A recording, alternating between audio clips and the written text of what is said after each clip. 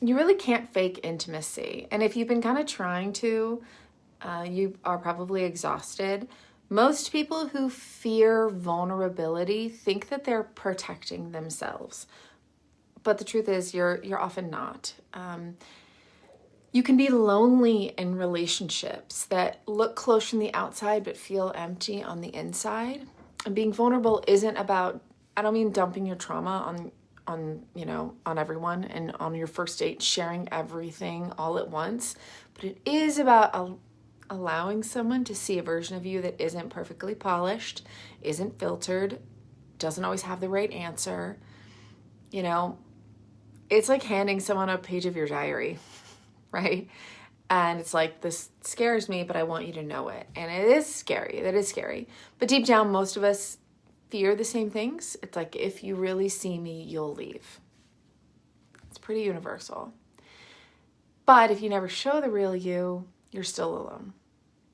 You're just performing. And that fear of vulnerability usually traces back to something early, being shamed, being told your emotions were too much, being taught that love was transactional or conditional, or just having to do everything by yourself because you didn't have safe people emotionally around you. So you kind of pushed people away and never let them in. But that guardedness, that scanning, it is blocking any chance of a real connection.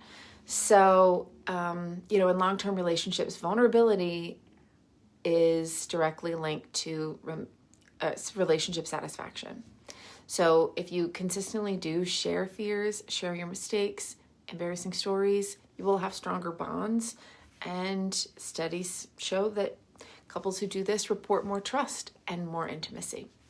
And it's not because they're perfect, it's the opposite. It's because they're more real with each other.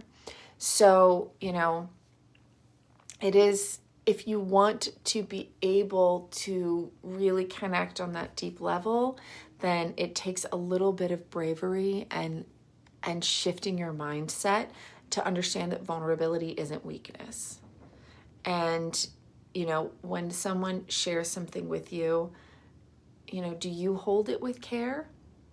Do you prove that you are a safe space for them to share? When you can do that and then just share a little bit and see that they do the same for you, this is how you build that intimacy that you may be really missing. It doesn't mean open up to everyone or open the floodgates, but just take one small, emotional, vulnerable risk. Share one real thing. And then watch. Not just what they say, but how they react, how they respond to you, how they hold that for you. And if they respond with curiosity or softness or just listening, just presence, that is a sign that you can share more. If they use it against you, if they make you feel small or just change the subject and blow you off, that is information too. That is very important.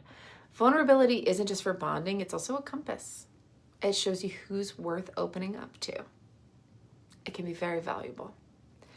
So if this hits a little too close to home, that's okay. Just start small, start really small. One little sentence from the diary, one honest conversation, one little fact or truth that you've just been a little bit afraid to say. And, if you've ever felt more alone with someone than without them, this may be why.